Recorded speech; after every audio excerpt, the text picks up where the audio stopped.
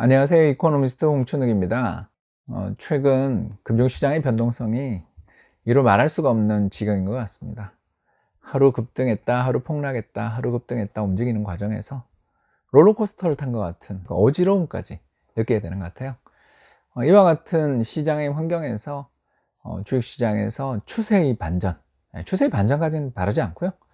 변동성의 축소, 다시 말씀드려서 급등락이 진정되고 금융시장이 좀 안정되는 날은 언제 올 것인가, 이에 대해서 수많은 투자자들이 고민하실 거예요. 가장 누구나 알기 쉬운 답을 하나만 이야기하자면, 백신 혹은 유력한 치료제의 개발이 나오는 순간 좀 안정될 거라는 건 다 알고 있습니다. 부디 4월 초에 미국의 모 바이오 회사가 중국에서 하고 있다라는 치료제에 관련돼 있는 이런 허가, 이런 것들이 아주 효과가 있다라는 결과가 나오기를 손꼽아 기다립니다만, 일개 이코노미스트인 제가 알 수가 없는 부분이고요. 오늘은 경제와 금융시장에서 금융시장 변동성 축소, 다시 말해서 패닉이 진정되는 신호 두 가지에 대해서 말씀드릴까 합니다. 첫 번째 신호는 회사채 시장입니다. 네, 그림을 한번 보시죠. 그림은 미국의 주가지수 윌시어 5000 지수라고 해서 한국의 코스피 지수라고 생각하시면 되겠습니다. 미국에 존재하는 5000대 기업들의 주식 가격의 흐름을 집계한 것이니까 S&P 500이라든가 또는 다우 같이 미국을 대표하는 대형주들의 주가만 설명하는 그런 주가지수와 달리 이건 정말 시장 전체라고 이렇게 생각하실 수가 있는데요. 이 윌시어 5000 지수가 빨간 선, 그리고 파란 선은 미국의 더블 B 등급, 즉 정크 본드죠. 투자 적격 등급의 최하단이 트리플 B 마이너스 등급이라는 걸 생각하면, 더블 B 등급은 부실 채권 또는 투기 등급 채권이라고 부릅니다. 그래서 저는 이제 정크 본드라고 하겠습니다. 이 정크 본드의 가산금리, 다시 말해서 동일 만기, 10년짜리면 10년, 30년이면 30년짜리 동일 만기 국고채 대비 이 회사채의 금리 차가 가산금리가 되겠습니다. 그래서 만기가 동일한데 국채보다 얼마나 더 많은 금리를 제공하느냐가 가산금리를 나타낸다고 보시게 되겠고요. 가산금리가 급격히 상승하는 시기는 기업 파산에 대한 공포가 시장을 지배하는 시기, 또 더 나아가서 투자자들이 일체 위험한 자산을 기피하고 안전자산으로 날아가는, 안전자산으로의 회귀 현상이 벌어지게 될 때 금융시장에서 크레딧 스프레드가 급격히 상승합니다. 크레딧 스프레드가 상승하게 될 때 벌어지는 경제의 충격은 두 가지가 있을 텐데요. 첫 번째 충격은 당연히 회사채 만기 연장이 안 되니까 기업들 연쇄 도산 리스크들이 커질 겁니다. 또 하나는 이렇게 대출 이자율들이 크게 상승한 가운데 돈을 빌리게 되면 기업 실적이 엉망이 되겠죠. 이런 여러 문제들이 존재하기 때문에 회사채 가산금리가 급격히 하락하는 모습을 보일 때, 그때가 금융시장에서 추세 반전의 신호가 나타납니다. 2008년 한번 보시죠. 네, 급격히 상승했던 15%까지 가산금리가 상승하죠. 너무너무 대단한 가산금리의 상승입니다. 그래서 이런 가산금리의 상승들이 벌어지는 시기에는 주식시장 정말 급락합니다. 그런데 가산금리의 상승세가 멈추고 진정되기 시작하고 급락하기 시작한 다음부터 주식시장이 회복되죠. 이런 과정들을 거쳐 볼 때 바로 미 연준, 패드죠. 패드의 회사채 시장에 대한 자금 지원, 특히 양적 완화의 대상 채권을 투자 적격 등급, 트리플 B 등급까지라는 거죠. 트리플 B 등급까지의 채권에 대한 매입으로 이어진 게 굉장히 저는 중요한 신호라고 생각합니다.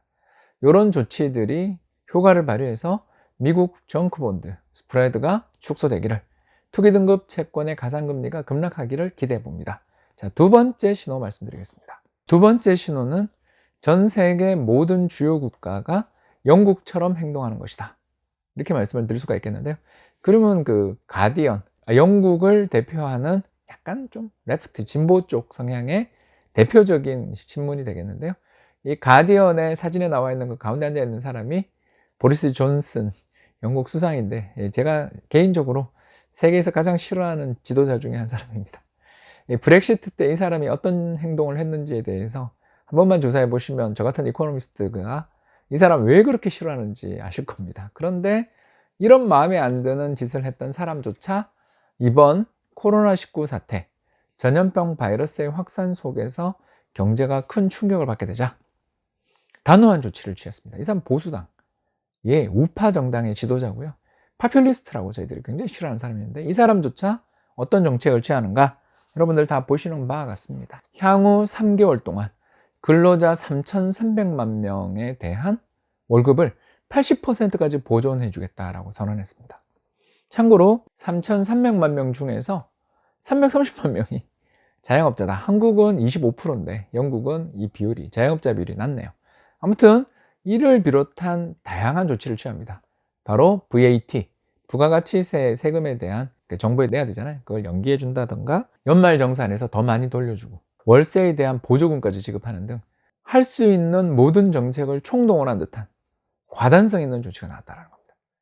이 조치가 다른 나라로, 특히 두 나라가 중요합니다. 어디? G2입니다. 이 사태의 원흉이 누굽니까? 중국이죠. 그럼 중국이 세계에서 가장 적극적으로 재정을 방출해서 세계 경제의 진 빚을 지금 갚아야 될 때인데 그들은 움직이지 않고 있죠. 두 번째, 미국. 상원에서 계속 부결됐다는 뉴스가 들릴 때마다 금융시장 출렁거리는 것 여러분 확인하셨을 겁니다. 바로 상원을 비롯한 상하 양원이 합의해서 대규모 경기 부양 정책, 최소 저는 미국 GDP의 10% 이상에 달하는 2조 달러 이상에 달하는 대규모 패키지가 발표되지 않는 한 금융시장의 안정을 찾기는 어렵지 않냐 생각합니다. 이런 측면에서만 놓고 본다면 금융시장 추세 반전의 신호는 꽤 구체화되고 있다.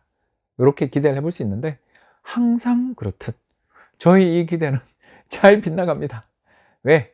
저희 전망에는 기본적으로 수많은 투자자들이 행복했으면 하는 그런 바람을 저는 깔고 있기 때문에 좀 낙관적인 방향으로 바이어스, 편향이 있습니다. 그걸 인정하고 요 잣대, 기준점을 말씀드렸습니다. 자, 이제 마지막으로 그림 하나만 더 보시죠. 마지막으로 볼 그림은 미국의 GDP 대비 정부 이자 지급 비중. 예, 파란 선이고요. 빨간 선은 미국 국채금리입니다. 자, 이걸 왜 보여드리는지 여러분 금방 이해하시죠? 네, GDP 10% 혹은 20%에 달하는 대대적인 재정 지출하면 국가 재정 멍들지 않냐? 이런 주장하시는 분들 많잖아요. 예, 그런 분들한테 보여드리는 그림입니다. 자, 어때요?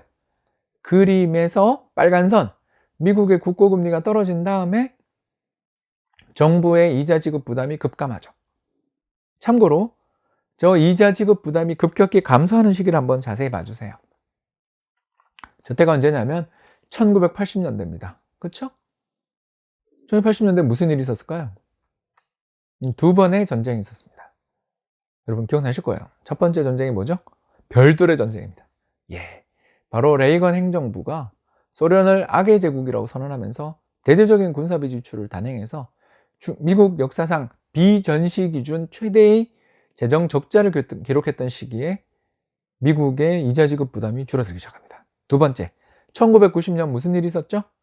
네, 이라크 전쟁, 걸프 전쟁 혹시 기억나십니까?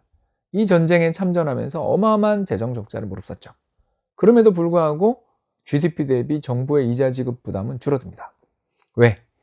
시장 금리가 떨어지면서 후행적으로 이자 지급 부담이 떨어지는 거죠. 지금은 이자율이 0%입니다. 30년 동안 이자 한 푼 지급하지 않고 채권을 정부가 마음대로 발행할 수 있는 세상이 왔습니다. 정상 아니죠. 다시 이자율이 정상으로 올라가는 세상이 왔으면 좋겠습니다만 적어도 정부가 지금 채권, 적자 국채를 찍어서 가난한 사람들, 일을 못해서 굶어 죽기 직전인 사람들을 구제한다고 해서 경제에 그렇게 멍들 요인은 생각보다 적다라는 것. 즉, 불황에는 단호하게 행동해야 된다. 이 말씀을 드리고 싶었습니다. 지금까지 시청해 주셔서 대단히 감사합니다.